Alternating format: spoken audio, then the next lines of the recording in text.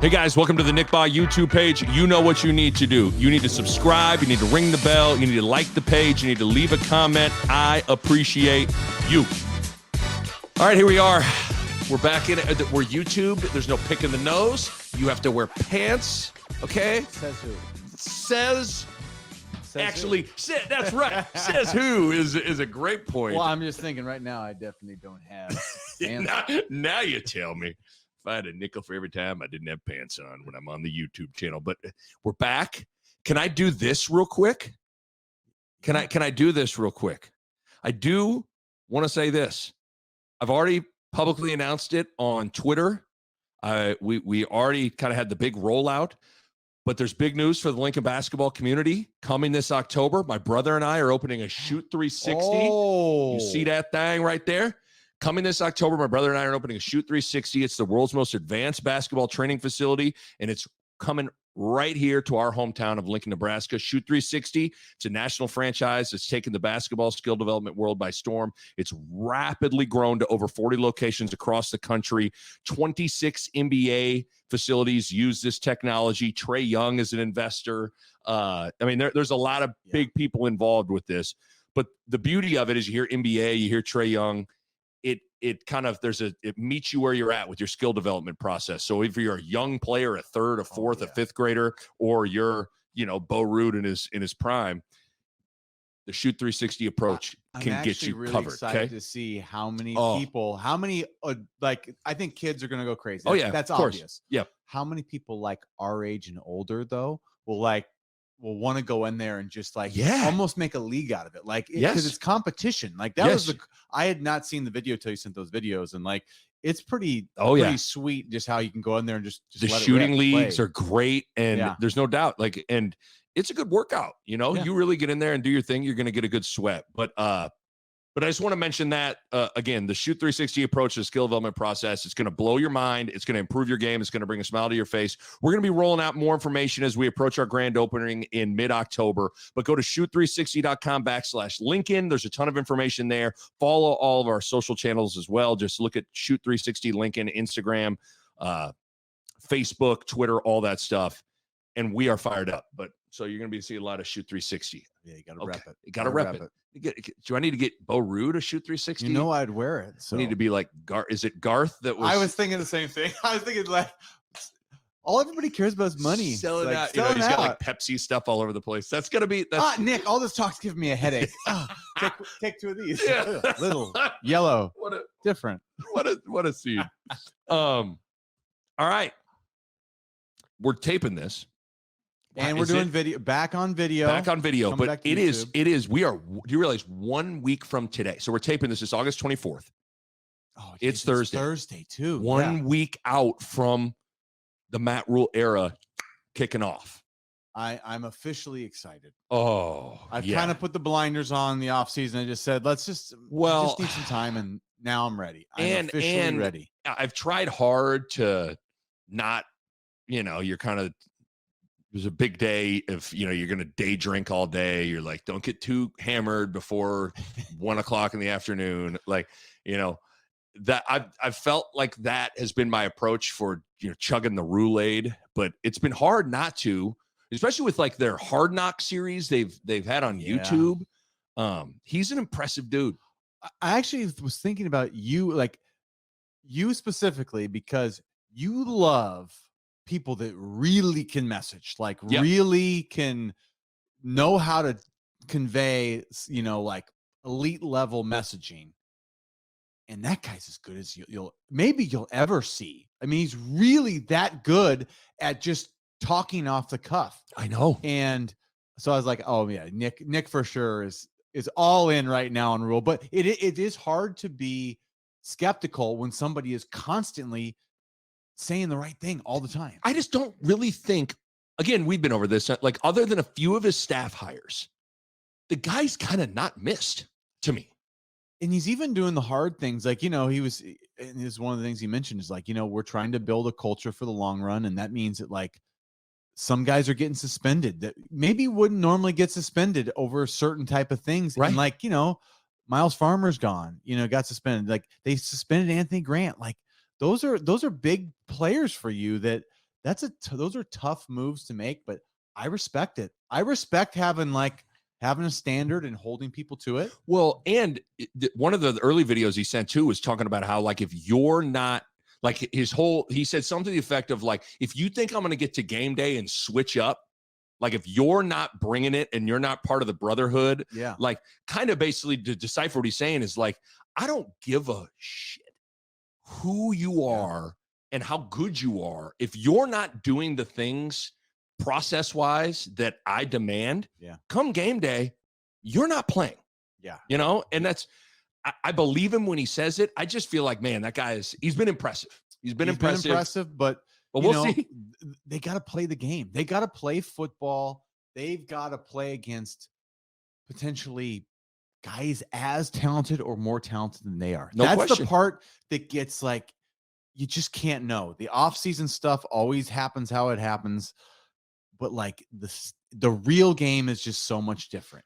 When the lights are on and you're playing against big boys in the Big Ten, like, it's just different. So we're about to do a game-by-game prediction, but to your point, before we springboard our way into this, I just don't know. How good is this offensive line? I don't know. How good is this defensive line? I don't know. How good is this quarterback, Jeff Sims? I don't really know.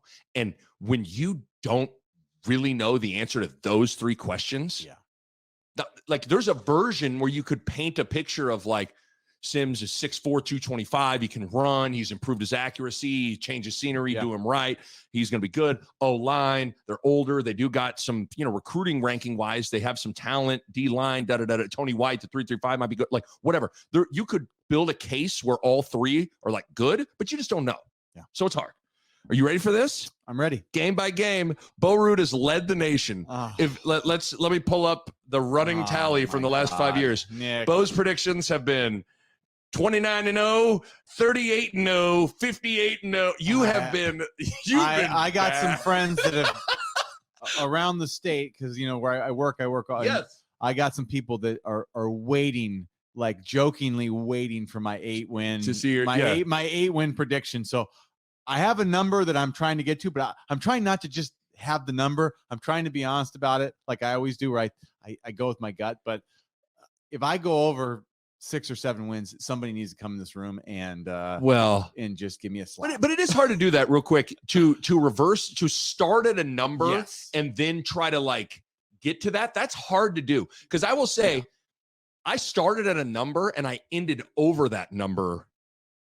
And that's what I usually end. So I try not to reverse engineer it, but my past history is telling me maybe I should. Okay.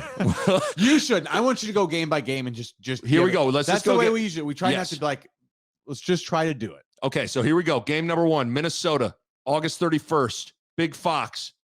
Game number 1. I mean, it's a hard scenario. We've been over this. We've talked a lot about this game. We've put a lot of pressure and emphasis on this game. And the reality is, if you think about it, when's the last time Nebraska played well in their first game?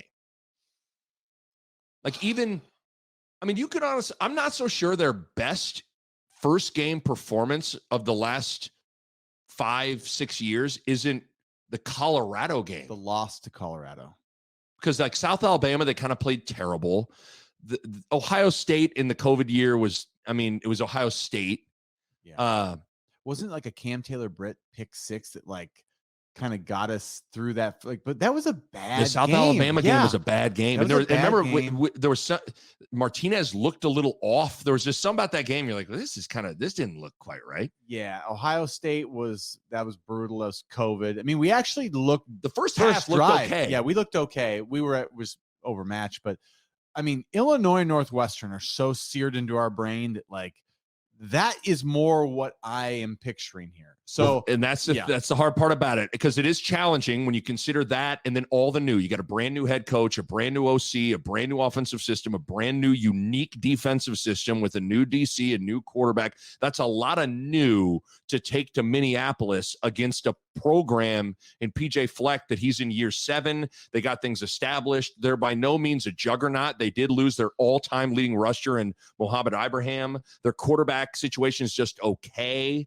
But I mean, if you excluding the COVID year where Minnesota got hit hard by COVID, In 2019, they went 11-2. 2021, they went 9-4. And then 2022, Minnesota last year went 9-4 and beat Syracuse in the Pinstripe Bowl. So, like, they've had some success. I thought it was interesting listening to Barrett talk about Minnesota. And the first thing he brought up was that Minnesota has by far the biggest offensive line in the league. They're trees. They're northern trees. They're northern Minnesotan, just like huge. So he didn't say it's not the best offensive line. PJ Fleck has like what's your recruiting prototype, and he's just like he puts a picture of Paul Bunyan. It's like, I want that. I want this. I want this guy. What a California Redwood at left tackle. Paul Bunyan. I mean, seriously. But they do. They're all 330, 6'8", 330. They're huge. I mean, they're tall. Like they are tall, big guys. Which will be an interesting test for the 335 right away. Also, Barrett brought this up on a lot of different teams, but with Minnesota, he also brought up how important it is if you get a lead on Minnesota. Their offense isn't necessarily built to play down 14, down 17, down 13. I don't know, man. This is just a game that to me has too many things working against Nebraska. I may be wrong, but this is already, people are going to log out of the YouTube and the pod immediately. I think there's a better chance Nebraska gets beat by 2 touchdowns than wins this game. Yeah. Would you agree with that? Okay. So this is one where I'm trying to learn my lessons. I'm trying. Everything inside me wants to take us in this game. Okay. I really do. I just have this, I just can't say if we play well, we can't beat Minnesota, but I'm going to try to learn. And if you look at a PJ Fleck team, they don't always have a great start to the season necessarily, but they are well coached. They can run the ball. They hold the clock. A huge line versus a new defense. Not that we're small because we have Hutmasher and Gunnarsson, but this 3-3-5, it's sort of a movement. It's new. I just think you add it up, the likelihood is we're going to lose this game. And it's probably a bad bet to take us over them. So this is, as much as I don't like to do this, I'm going to take probably bet on Minnesota for this. I'm going to. So we both have a loss. Oh, hurts. Don't like it. It hurts. It really, really hurts. Game number 2 at Colorado. I'm holding a game ball from a certain someone, Bo Ruud. Yeah. 30-3, 2005. Bo Ruud. What was your stat line in this game? Do you remember what you had? No, I don't know. You don't remember but you got the game ball. Got the game ball right here. So we're trying to bring some of that mojo back out. So the one thing I don't know if the younger fans understand is sort of the true rivalry. Like their fans are, I don't know if the right word is the worst, because I give them respect. I want to give them respect for being passionate. Yeah. But they really dislike us. And they were very hostile. Like when they beat us in 2002, they were the 01s with Crouch's senior year, they were like trying to go after fight family members of players in the stands. There's the whole, you're not allowed to wear red in their stadium and in their all year long. Yep. As for the players. That's how much they historically have hated Nebraska. But that game, their fans were so obnoxious. Their student sections were throwing things because they were getting their butts kicked, and they kicked out the student section. That is right. They had to stop the game for 20 minutes, and they kicked out the whole student section. So I hope people understand that. I don't know if that same passion is there and the same hatred for Nebraska is there, but man, I would say if you're going to go to that game, just be aware. Bring brass knuckles. Yeah, it's legitimately that's how it was in the 90s and early 2000s. That was Colorado, and I don't know if people understand the degree of how man, you didn't want to go there because they were just jerks. Well, and there's the anecdotes of there were some people that you would switch out your license plate when you got to Boulder, because if you parked and had a Nebraska license plate, your tires would get slashed. They would throw urine bombs. So there's no question about it. And on top of all that, This is the Deion Sanders home opener. They play at TCU in the first game. So this will be the Deion Sanders Coach Prime home opener. So I say that to say whatever is inside of Colorado football's fan base, the stadium, all that stuff, it's gonna be pretty rowdy. It helps that it's a early kickoff, so people won't be able to, they'll have their kegs and eggs and all that stuff. What's but so nuts though is it's a hippie town, right? Right. It's a crunchy granola, college town that has this weird dynamic where yet they still are like they're kind of jerky fans. You know what I mean? Yeah, I know it is. I expect that out of certain places. Right. I don't expect that out of like crunchy Colorado. Right. And yet they are. I know. So it's a weird dynamic, but you're right. If they win, if somehow they beat TCU and somehow we beat Minnesota, oh man, you better be ready for some crazy. Well, Big Noon kickoff's going to be there. So Klatt, Gus Johnson, the whole pregame show is going to be there. Like, it's going to be a hell of an environment. I mean, imagine Deion really coming out in his cowboy hat, all that stuff. The place is going to be juiced. Now, historically, Nebraska's kind of taken that stadium over at times. Yeah. So it'll be interesting to see how much red is in there. But with Colorado, they were 1-11 last year. They're scoring defense. They give up 44.5 points per game. Their offense was atrocious. They weren't even competitive in a lot of the games. They brought in like 60 new players. It's hard to really get a sense of what they're going to look like. There's a reason Nebraska is favored by a touchdown. It's kind of moved around in early lines. I just don't think this Colorado team's going to be very good. So I'm going to pick Nebraska to win this game, but there's a lot of how that Minnesota game goes will impact this game to me a little bit. How the TCU game goes for Colorado will impact this game a little bit. I just think for all the moving parts and new for Nebraska, there's way more moving parts and new for Colorado. That would be my point, is like the amount of turnover is, you just can't underestimate how hard that is to deal with. Yep. Like when it's all new, there's no cohesion. We do have some veteran guys that like have been here for a handful of years that will set the tone. I mean, we got Ty Robinson, Reimer, Henrich, Newsom. Yeah. We got those guys. I mean, in our O-line, as much as we're kind of like, we don't know what they are, some guys are 3-year starters. Yeah. Like in the end, they've got reps. Mm-hmm. I always go with the old guy that's had the reps versus the new young hotshot that's high rated, whatever, because like he's never played, he doesn't know the tricks of the trade yet. And it is kind of exciting to really picture clock strike 0 and Prime has to shake Matt Rhule's hands after Nebraska wins. Man. It's an exciting picture. It's a little bit of a fresh meat win for us because we haven't had a marquee win in a long time. And this isn't a good team we're playing, but because of the hype of Prime and the hype of it's Colorado, it could feel bigger than it actually probably is. And I think we can do it. I love it. So win, 1-1, going now to Matt Rhule's home opener, Saturday, September 16th, Northern Illinois. It's a night game. It's on FS1. That's exciting. People have all day to tailgate. I'm sure it'll be a big recruiting weekend. Yeah. So Nebraska will kick off the Matt Rhule era hosting Northern Illinois. I would assume that the atmosphere will be great in that game. Northern Illinois, they went 3-9 last year. They do return a senior starting quarterback, and they have 6 returning starters on both sides of the ball, including a lot in the trenches. Northern Illinois over the years has kind of played us tough. They've kind of been pretty good.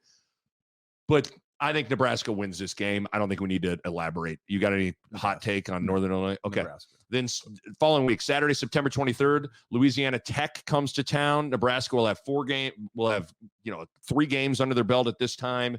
Louisiana Tech, they went 3-9 last year, 2-9 against FBS opponents. They lost by 20 points or more 5 times.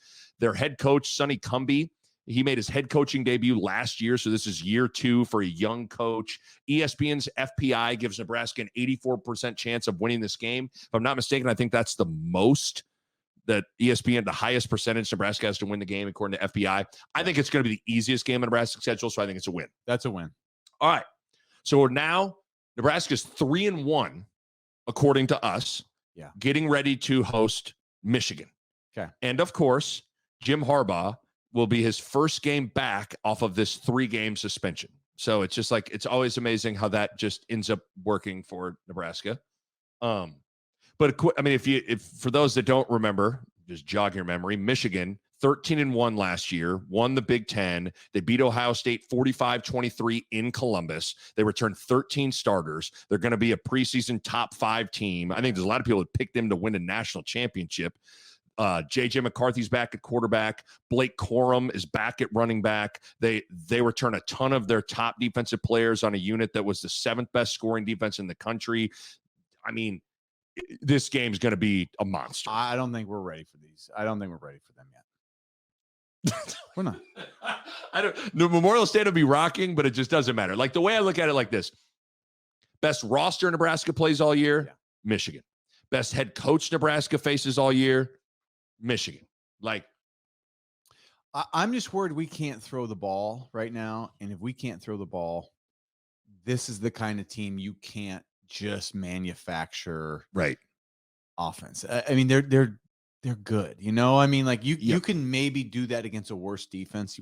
Jeff Sims is going to be able to run. Hopefully our line, we can just line up and hand the ball off and kind of go from there. But gosh, you know what? Until I see us have a legitimate passing threat, a team like Michigan, it just feels like a real stretch to even say like, oh yeah, I mean, we can take that one. Remember last year, I think our line in the recap pod of the game at Michigan was like, they were playing with their food. Michigan was. It was like they kind of just were mucking around, and that was Chubba played that whole game. Chubba was in the midst of his struggles, and it just was. I mean, that's what it could look like. So Michigan wins. Yeah. So Nebraska is then 3-2 right now, according to us. Friday night game at Illinois, October 6th. So last year, Nebraska lost to Illinois 26-9, but wasn't that the game? Remember, Nebraska was up 9-6, and I thought they had a bunch of momentum. Ramir Johnson dropped a wheel route, and then the next play, Casey Thompson got knocked out of the game, and then the whole game flipped. Oh yeah, it felt like Nebraska was going to like seize control of the game to all of a sudden, Casey Thompson's out, Chubba's in, Chubba's struggling, and the game just unraveled. I remember we talked about that moment. Now that you say it, like on our podcast, I think we went deep into that moment because you could feel it's not the knockout play.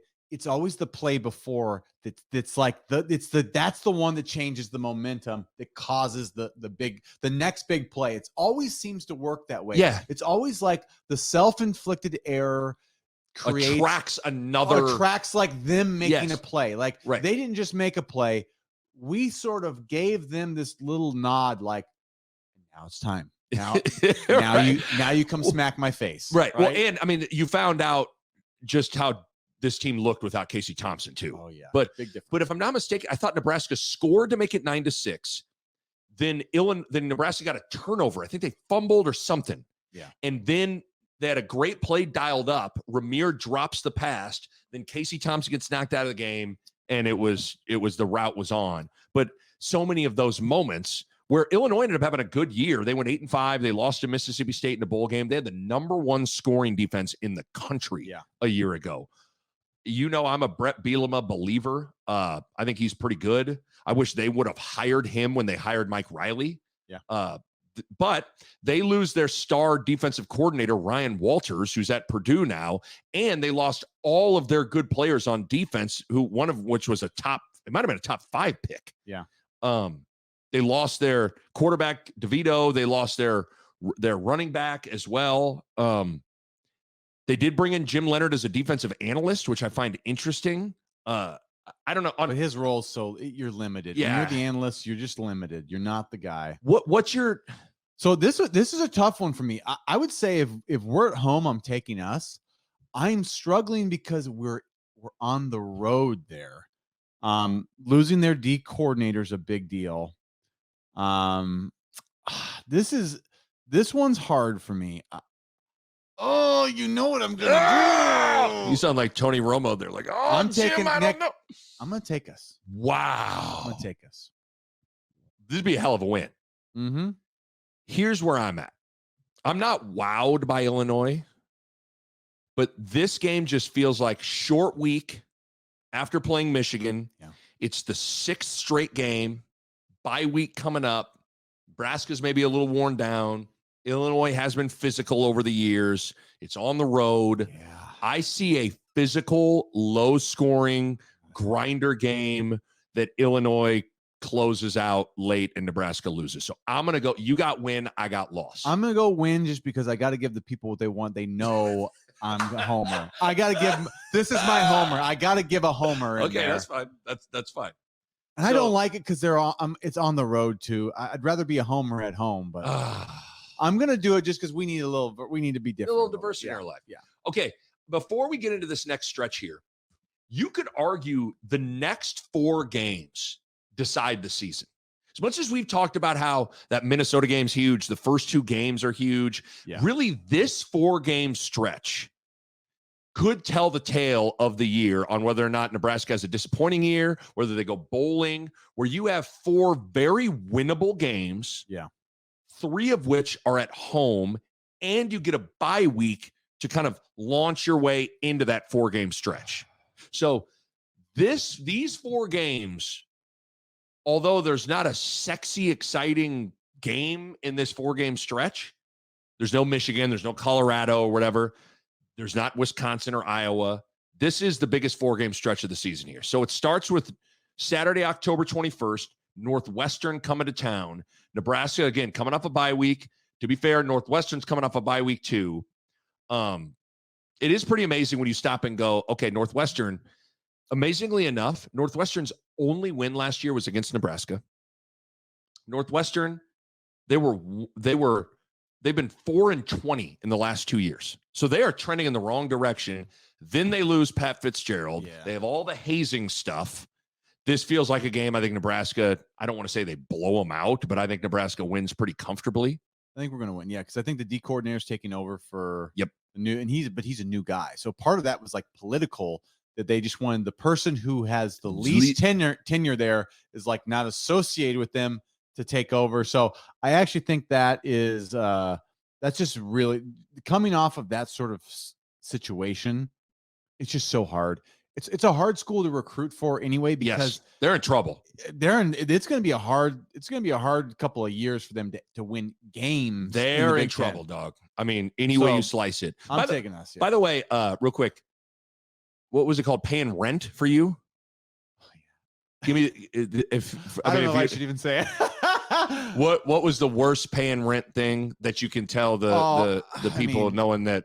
I think kindergarten classes across the United States of America are listening to this. I think I'm gonna bite my tongue just because I don't know what's out there, but I kind of also believe kind of a little bit of what goes on in the locker room stays in the locker room. Right. I mean, it's been long enough that I think most people can kind of joke about it, but yeah. You don't have to share if you don't want to. I'm just gonna all right, we'll move on. Maybe another day. Maybe another day. Yeah, okay. Maybe when you get Bo drunk, he'll explain what paying rent was all about. Yeah, when I'm drinking that wine. Yeah, we'll be good. Yeah. So win. Purdue. First of all, you know what's amazing? Pop quiz. Who won the Big Ten West last year? Purdue. Isn't that like It blows your mind? I have to remind myself. Yeah. Obviously, last year was the game where Trey Palmer went complete nuclear. Just went nuclear. It's one of my favorite games. I know Nebraska lost. I just was Trey like Palmer, top 5 Nick Bahe favorite players in Nebraska history. Have you seen him? He's balling out with the Bucks. Have you seen that? I saw a couple blurbs about it. He's balling out with the Bucks, but that game was Nebraska was damn close to winning that game. With this game, there's a lot of reasons to like Nebraska on paper. Purdue loses Jeff Brom. He's going to Louisville. They have that's where the DC for Illinois went. He's the head coach now at Purdue, Coach Walters. He's a young, first time being a head coach. There's going to be some growing pains. They lost their quarterback, who was a good player, in Aiden O'Connell. Yep. They bring in Graham Harrell as their offensive coordinator. They're going to run the air raid. I think the 3-3-5 for Tony White matches up fairly well against a team that wants to get their air raid game right. I like Nebraska in this game. I'm going to pick Nebraska to win this game. I do too, Nick. I'm going. I just new coach. He's a good coach too. He plays a nice little defensive scheme. I remember watching Illinois and be like, God, they look a little different the way they do things. They had that deep safety. They play a little of that cover 2 actually, and nobody's doing it like that much in college. So I was impressed with him. But he is a first-time head coach with a new team. It's going to take a few years. He had some really good defensive backs too. So that's partly him, partly them. I would say I'm going to homer it one more time, and I'll take another win here. Love it. I'm on it. I will say, to give Ryan Walters credit, like the number one scoring defense is the number one scoring defense. You can try to explain that away or whatever. I mean, they were good. He did a good job. You can't be a bad year coach and have the number one scoring defense. But no, so I got win there. Yeah. All right. At Michigan State. Michigan State's hard to size up. They've been up and down with Mel Tucker. They usually have talent. This is the game I have I don't have a good pulse for this game. Here's what's hard about this game is Michigan State's I think you'd normally say they're pretty good. They're like they go up and down. They go up and down, above average to a little bit below average. They kind of fluctuate. Yep. But Nebraska seemingly plays them well. And I don't know why we usually do though. So, my gut says I want to go with Nebraska because we usually play them well. But I'm also, this is where I'm trying not to reverse engineer, but I am a little bit like, there's no way we're winning this many games. So you're basically, it's a road game. I just, if it's a coin flip this time, I got to go away from Nebraska. We're on the road. I just don't see us going on these you're so right. Win streaks. I just can't see it. It's kind of my line of thinking of just like, and this isn't a great analysis of the Michigan State game, but there's this feeling of there's got to be some losses. And our offense is just not good enough. And there's too many unknowns. There's too many unknowns to say Nebraska's gonna win this game, that game, this game, that game. It's just like this was a casualty of they can't win that many games. You know what I mean? Like that school of thought of depth and of overall talent. If you lack a certain amount of overall talent and depth, it just isn't going to happen. It's just not that easy to win because it means everything has to go right all the time. And we know that doesn't happen. So I just think in some of these, we just have to be realistic. Look, we are going to run into some issues. And you're right. For whatever reason, Nebraska has played Michigan State well over the years. So, but I'm with you. This is just kind of a casualty of the numbers game of getting to a win-loss record that is feasible. Yeah, are they going to go on a 4-game win streak? That for me would have been a 4-game win streak with a, I'm just it's in the Big Ten. I'm I just think that's getting too. It's wishful thinking. That's out of touch with look what this team is. Look what you said it. O-line, D-line, quarterback, uncertainty. It's hard to then say, let's just 4-game win streak. It's that's a lot. That's a lot. So I got a loss there. Maryland. This is a tough game to size up in that Nebraska, other than Indiana, I'd have to say Maryland is the team they've played the least since joining the Big Ten. They haven't pplayed them a lot. Maryland had a pretty good year last year. They went 8-5. They got Tua's brother at quarterback, who's a pretty good player. He threw for 3,800 yards, 26 touchdowns, 69% completion percentage a year ago. You could make a case that he's going to be one of the 3 best quarterbacks Nebraska sees all year. So it'll test Nebraska's secondary. But I heard Sam McEwen say it. I can't remember what, I'm botching the number, so I'm not going to try, but he gave Maryland's record in November, and it's atrocious. Yeah. They've really struggled. Nebraska's at home. I'm going to give Nebraska the nod here and say they win this game. Where are you at? I'm going to go against us, and it's a little bit of the numbers game. I actually think this is a coin flip with us at home that I would normally fall our way, but I'm trying to learn. Like I've said, I'm trying to learn that we have to prove that we can win the games we're supposed to win. And I just don't think we are. Like, we haven't proven that yet. So I think Tua's little brother is a dynamic enough player that, like, I until agree. this defense proves it to me, I was like, when they got a guy that I'm going, like, I'm gonna take Maryland in this one. I almost picked Maryland too. Yeah. But I'll pick Nebraska. Final 2 games of the year. At Wisconsin, at Iowa. So Saturday, November 19th, Camp Randall.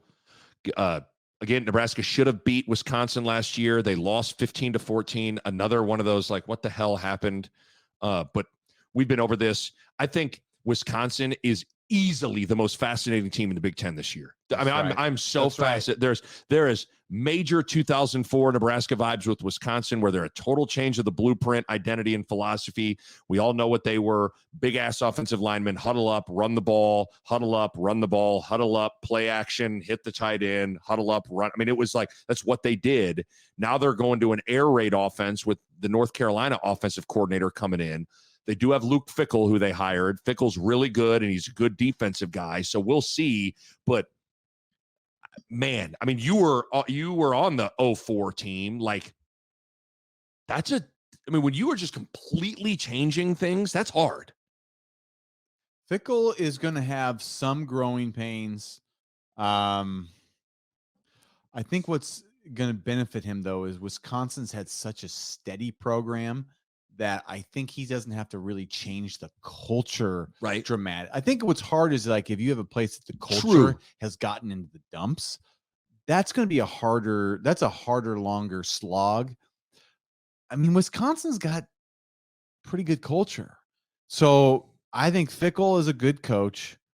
They're going to change the system, but not necessarily, like, shape up the culture. I mean, I think they've got decent enough culture that if the system is going to fit their talent, they should be all right. And that's why I'm going to go with Wisconsin in this thing. It's I am at too. Wisconsin. I think they, like I said, Fickell's a good enough coach that I need to see more from us more than I need to see more. I think Wisconsin, their base right now is a little bit stronger than ours, just in terms of culture for sure, and talent. For sure, that's an understatement. I mean, they return 8 starters on defense. Mm-hmm. Fickell's a good head coach, and they have Braylon Allen. Like, so they have more. They have way more known commodities, even in the midst of their changes. I think they're going to be good defensively. I think when what hits the fan, they could just hand the ball to Braylon Allen and go get 4 yards. Yeah. So this feels like a loss, and I'm going to pick Wisconsin. So I got an L. Okay, I'm with you. Which brings us to our final game. Black Friday, November 24th, Lincoln, Nebraska, Iowa, Hawkeyes, Nebraska Cornhuskers. Nebraska beat Iowa last year. What's amazing about when you think about, well, I'm not going to get ahead of myself here. With Iowa, we know what they are: defense, special teams. They're going to be great in both those areas. They do have a big time player to replace in Jack Campbell at linebacker. The big question is Cade McNamara at quarterback, the Michigan transfer. I think he's good. I don't think he's great. But if they would have had, like, even just okay quarterback play, they would have won the Big Ten West and been really good. Yeah. I'm having a hard.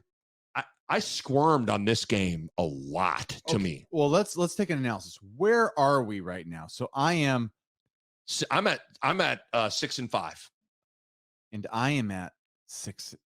Yeah. As well. So we're at the same. Wow. I am at 6-5. You're at 6-5. The way we arrived there is different.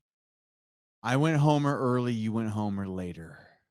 I had Nebraska beating Maryland, and you had them losing to Maryland. I had them losing to Illinois, beating Illinois for you. Yes. So we're both at 6-5. Here's my thought with this game. I think I guess it's a big if Nebraska would have had a brain and some poise, there's a version of the past 4 years where Nebraska's 3-1 against Iowa. Exactly. 2019, 2021, and they won in 2022. Yeah. So even I guess for me, I'm like, if Rhule can provide more of a brains holistic CEO manage it type thing, and there's just a little bit more poise, I like Nebraska to win this game. And I can't believe I'm going to do it.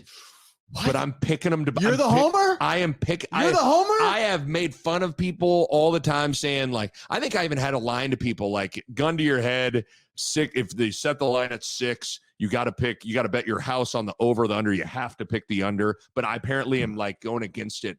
You're the homer today. So if you're going to be the homer, then I have to be the anti-homer. Okay. First so time you're in my picking life. an L here. This is good. This is another way. This is how we reverse the curse. We're going to reverse this curse.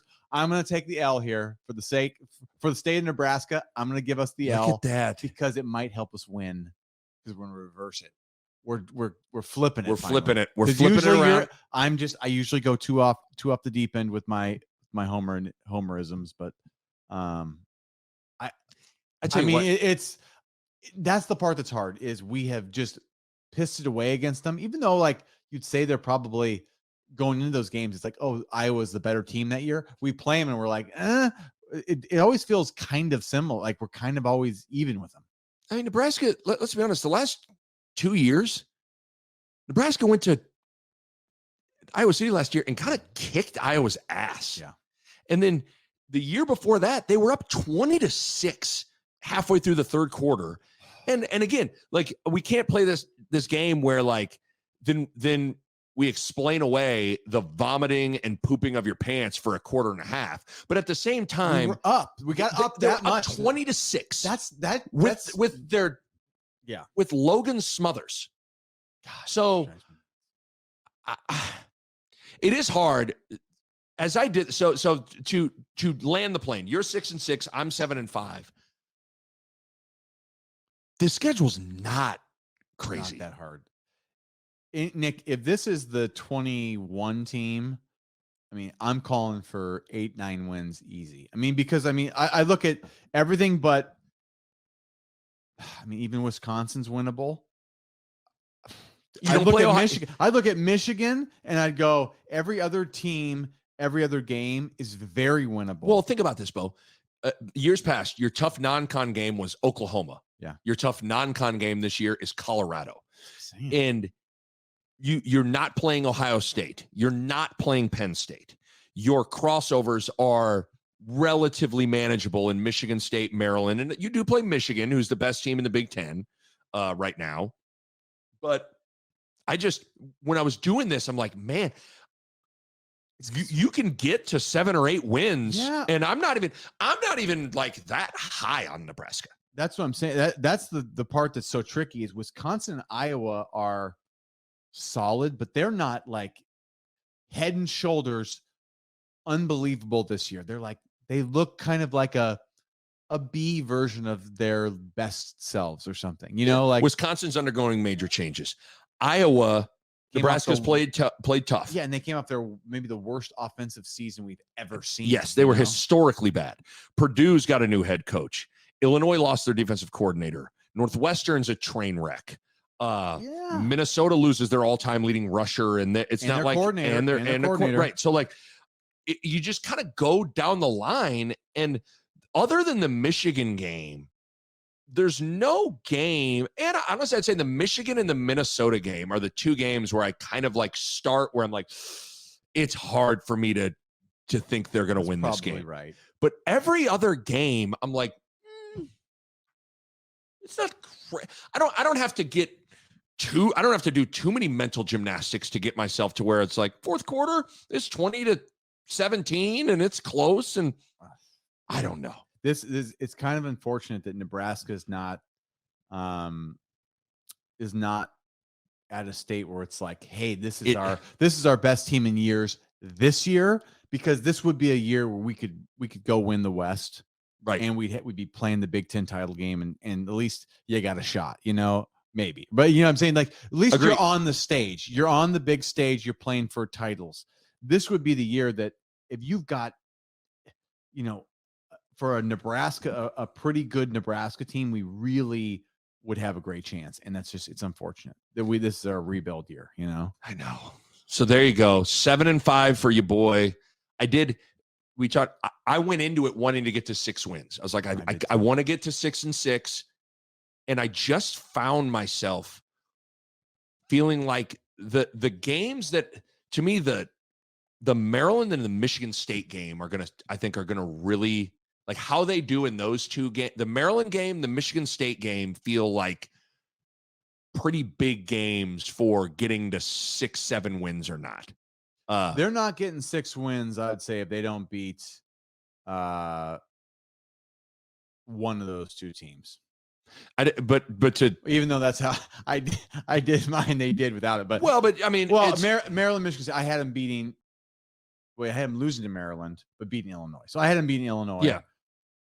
I just think that 4-game stretch, man. Really look at it. That 4-game stretch after the bye. Northwestern, Purdue, at Michigan State, Maryland at home. So if Nebraska goes 3-1 in those 4 games, hell, there's a world where they could go 4-0.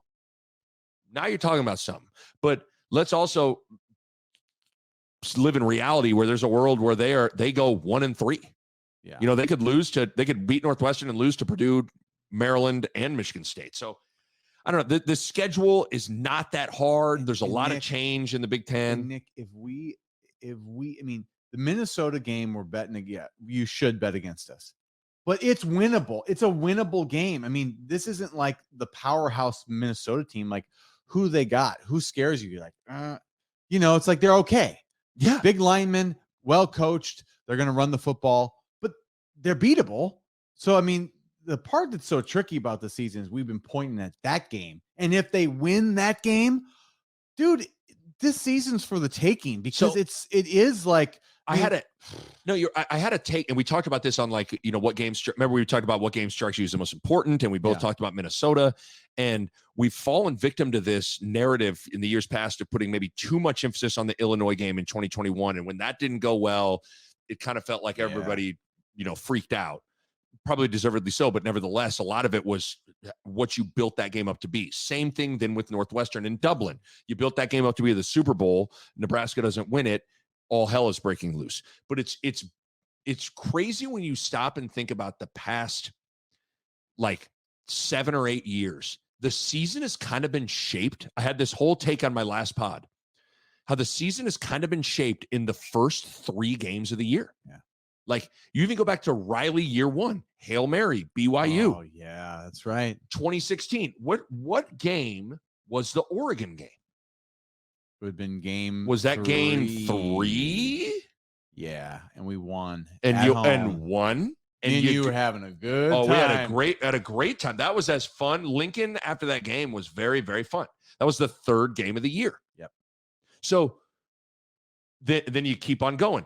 2017, Nebraska went to Oregon, got their shit kicked in the first half, and then the next week they lost to Northern Illinois. Yeah, I still remember. Do you remember Nebraska marched down the field and Tanner Lee threw a swing pass at the goal line? Oh my God, yeah. 6. And it was like one of those moments where there's been a bajillion of them over the past decade, where it was like the second that pick 6 happened, you were like, Nebraska's losing this game. You almost went, Mike Riley's going to be fired pretty soon. Like, you could feel that. It was like Riley's on his way out. Oh, Nebraska's losing this game and Riley's done. And so, but just you look at it. Colorado, year 1 of Colorado, that game doesn't go well. Then the Troy game doesn't go well. Season's over. Like, you just kind of, and so I made that point to say, like, yeah, it's a long season, but at the same time, history has told us, like, the first 3-4 weeks of the season shaped the thing. Yeah, it's like the first 3 weeks of the season has been like a Netflix trailer. You're gonna see the whole movie. You're gonna know everything that happens in that movie from the trailer. I've never met a person that's more anti-trailer than Bo Ruud. But have you seen the Netflix trailers? There's too much info. It's the whole movie. Really? It's like Netflix is like they're giving away too much. It's like, especially the Netflix movies. So my wife made me watch some terrible, like, kind of a rom-com, and I watched the preview, right? And you felt like you had the movie? It was like the beginning, like, important meet scenes. Oh, I can't believe we have to do this crazy thing. And he's like, and it, like, showed the, like, endings. Like it was like showing the whole movie. So like all the best parts were already shown. So like when you got to the movie, you're like, they already showed this. Like what's new? What's like what did you say? I didn't know this. I like this take though. So Netflix trailers give too much information. It's like they tell the whole movie. Like yeah. it's you should preview like, ooh, there's a little something. Are you interested? Now you get to watch. They're like, here's the movie, so you know everything's gonna happen. Now do you want to spend your time watching the thing you already know that's gonna happen? Drives me crazy. We gotta wrap up this pod. All right. But hold on. I got gripes. I love here's Sometimes. You know what I love? What I love about you and our friends. I love when people have passionate stances on very inconsequential things. Like that's one of my favorite things is just to be like vehemently entrenched and willing to die on a hill that is like, really? Oh, like a preview that gives away too much is like it's a crime. It's a crime against humanity. You've always been like if you know a movie's coming out and the trailer, you will like. I've been with you where you will like cover your eyes or not want it. You're like, don't tell me. I don't want to hear. I don't want Well, it's only getting worse though. Like I've been that way when it was like you were like 11. Yeah, you're like, you just don't want to know too much. They show too much. One of the best previews I ever saw was with you. We saw the girl with the dragon tattoo preview. Do you remember it? Like, oh yeah, great preview though, because it was like I don't think there was any dialogue. It was intense music, and it was like just little quick scenes and all that. Like, and me and you look at each other. It was like flashes. Flash. Me and you look at each other like, holy shit. Because a flash is good because you're like, I don't know what I just saw, but I want to go see what that was. So basically, the first 3 games of the year, a Netflix trailer. For a Netflix, it's going to be a Netflix trailer. Okay. If you watch the first 3 games, we'll know what's about to happen. I like that. So okay, we'll wrap it up. 7-5 for me. Good God, 7-5. The homer, Nick Bahe. I am wearing a red shirt, so I guess it's par for the course here. 6-6 for Bo. Bowling, either way, going bowling. We're going. I feel pretty good about them going bowling. I guess. Going bowling. A Hurrdat Sports Network production.